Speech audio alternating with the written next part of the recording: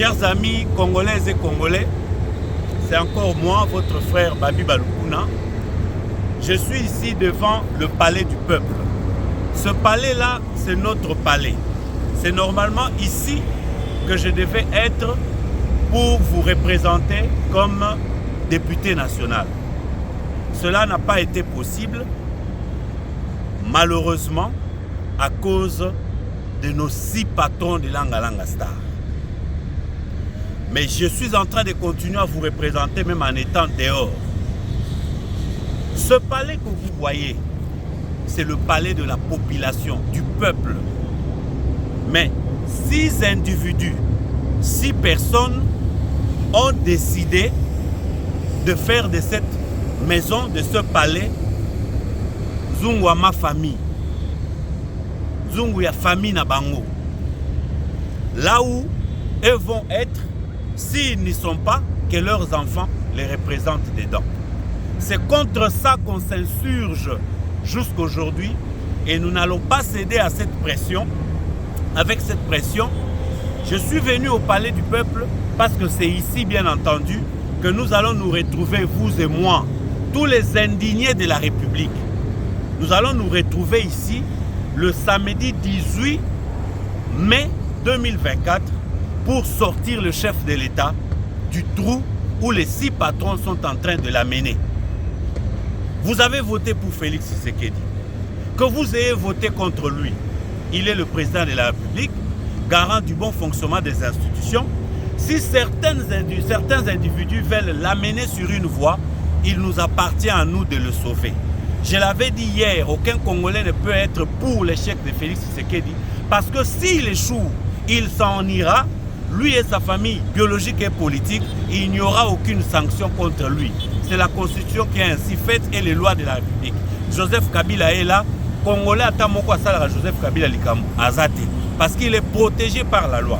Ça sera ainsi aussi pour Félix Tshisekedi. Alors, si nous l'aimons, nous devons l'accompagner à bien mener le pays dans une bonne direction pour que demain ou après-demain, vous, nous, vos enfants, nous soyons dans les meilleures conditions pour l'intérêt de ce pays.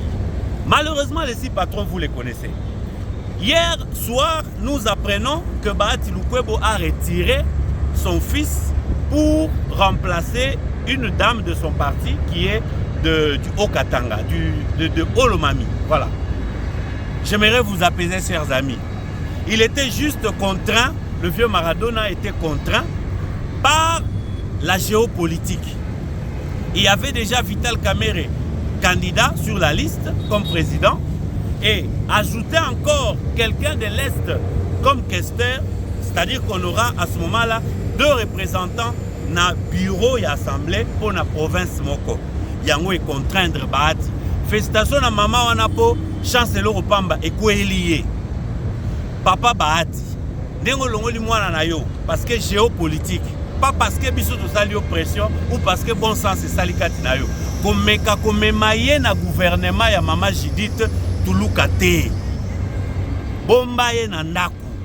Peuple aza na kanda. Mutu mususu Pepe Mboso. Papa, ozalaki déjà président et assemblée oyo awa. Papa, est-ce que koki kotika mutu mususu ya CRDT aza la 2e vice-président? Mutu mususu Jean-Pierre Bemba.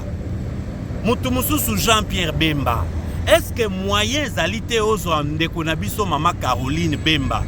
Papa satikela bino bomengo esengeli tia ye pembeni. Zwa na MLC wana batu bazali. Tia bango. Nani musu atikali? Le chef de l'État, nous insistons sur le président de la République. Papa, batu babanda ukansate ke yondo zotikela bato yonzela. Ke yondo lingi bango bazala. Notre combat, c'est d'avoir une bonne tête dans un corps sain. Quand vous avez une bonne tête, mais qui est dans un corps qui n'est pas sain, ça devient difficile pour la population. Notre combat, c'est de vous sauver. Nazobele la lisusu diaspora, batuya diaspora, camarade Papi Mbwangi na Belgique, gouverneur Bruno Boula, sergent Moukreke c'est en Angleterre. bandeko ya Afrique du Sud botele matoyo ki sabato soni bato bayo ki biso soni te. Le 18 tozawa samedi biso nyonso pona kotele mela ki sabango ke parlement ototidi bino eza pona ba famille na biso te mais pona population. Combat na biso yango wana. Tala niveau population komeli. Mutuka masanga kangami na boulevard résout problème ba piller masanga. To condamné bango ndenge ni tolo baba miibi. Mais un peuple ne mérite un peuple n'est que le reflet de ses dirigeants. Tango bato bazana nzala bamoni masanga ezot ezali boso na bango. Papa yibi kaze, mama yibi kaze a sucré akikoteka po aller sabana. Mais nyonso wana ba responsable nango bazawa. Bazawa na katandako. Ba responsable ya situation na bazana ndako. Dollar eza komata Vital Caméra tiki biso na dollar na 29 tozokende. Ministre ya économie. Lelo akoya awa. Aya ovana ne kimia. Muto tungisa ye azate. Batu musu balobi non. Bino bozolo ba yo ba lukuno zolo ba boyepona nini? Voilà pouvoir na bino, oui pouvoir na biso. Bolingi na tangela bino nombre ya batu ya famille na nga bandeko na nga o bazalaka autour ya chef de l'état, pe bazalaka contre nga, ba critikaka nga, basalaka tout po ngai na ko apporter intelligence na nga na mboka te. Bazé belé, mais un jour viendra na publier bango nyonso bandeko na nga nyonso wana moko moko. Besoin na biso ezali musale ko salama et salama bien pour na intérêt à population. Combat na biso yango wana mboke bonga ba salaire bonga ba député basala musala na bango ndenge elongo bani. Il faut sauver le chef de l'État na eloko ya basi patron. C'est que vous n'arrivez pas à comprendre pourquoi batu baye kozonga sous ba député te tout ça ba longoli batie bato ya bango ba famille na bana. En fait danger au président de la République aza kokourir ezani bandeko yo bazako se bayebi ke na mboko tosi tozalana 1+4 donc Jean-Pierre Bemba était parmi les 1+4 il était vice-président sikoyo na mutu ya les 6 patrons bakanisi sikoyo neti ke tokomi na 1+6 institution ezala nango Sénat assemblée gouvernement tout ça bango ata baza libanda baza lokola ba 1+6 donc bango baza lokola les 6 vice-présidents de la République après Fathi Bango. Ils décident, ils mettent leurs enfants, ils mettent leurs collaborateurs, ils mettent leurs petits, bas à la Naba institution. Et tout ça, ça se passe au sommet de l'État. Il y a un appel les peuples, bas jeunes, aux étudiants, aux okamusalate, aux amukolo, aux korole sabana na yote, aux afuta minervalte. Samedi toza wana tongo. À partir de 8h toza awane siko samedi, pona naba kaliko na biso, photo la kisamboso que non, le Congo t'a tout donné. Tu ne peux pas continuer à exiger au Congo ce que tu exiges. Ce n'est pas un combat individuel contre les individus, mais c'est un combat contre le système. Ce système-là, nous n'en voulons pas. Le Congo appartient aux Congolais. Et ça, Yabino Babi Balukuna, pour s'abonner à la chaîne Bécube TV, pour expliquer personne n'ira suivre Nanga à partir de Kinshasa. Ceux qui te retombent à Kinshasa, mutoke kolanda nanga te parce que si nanga banguna bazali. Tokotomboka awa, et ça peut pour intérêt ya mboka na biso. Je dis et je vous remercie. Je dois rappeler une chose. Oba le bionon tozolo ba pona nini. Papa Etienne Tshisekedi. Il fut ami, un bon ami au maréchal Mobutu. Papa Etienne Tshisekedi. Mobutu na pouvoir yé na opposition. Tango ba mikombo so ebima mutu aliboso atelemaka bisi population tokolia mikombo so wana te botelemela yango ndani Papa Etienne Tshisekedi.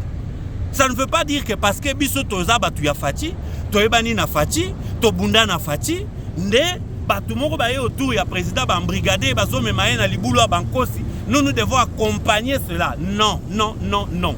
Nous n'allons pas accompagner cela. Nous sommes là jusqu'à ce que tout ce que nous revendiquons, même le gouvernement ya Mama Toulouka, Tokotika Yango Kimiate, si c'est un gouvernement qui va venir avec des aventures, il y a un modèle automobile, bureau et assemblée nationale, Toko continue Kolandela Yango. Si Basanga même ici à prêter le serment, parler du peuple comme il y a biso, peuple a récupéré Yango Toko Banda Rosala, à partir de samedi, to Telemiawa, et puis à partir de chaque lundi, ce batouana va persister à côté bureau, à lundi to Bandozana Bango. Ba militants et ba parti politique union sur union sacrée, y compris Yanga Moko, le cœur du Congo. Bisognos tozala awa. dans l'Union sacrée, il y a plusieurs partis politiques, mais et comme il y a affaire à 6. Et comme il y a affaire à 6. Et ça, escroquerie politique. Et nous voulons réveiller le chef de l'État de ça. Peut-être le président est évité, mais on va tirer le collaborateur direct du chef de l'État, vice-président de la République. Après Fachi Bango. Donc, Moka, et ça affaire, il y a Langa Star, les 7 patrons. Biso Tolong, la Fachi Nelo, Langa Star. Parce que donc, on ne va pas les laisser là-dedans. Nandimite maman Denise, ton maman Marthe, Baondima. Moko Ndima Moubali Nae, Moussa Ndima Mouana Nae, Azala face au peuple. Le peuple gagne toujours. Nous allons sortir Fachi de cette histoire. Fachi Aza Moumbu na binoté. Merci beaucoup. Babi Baloukou.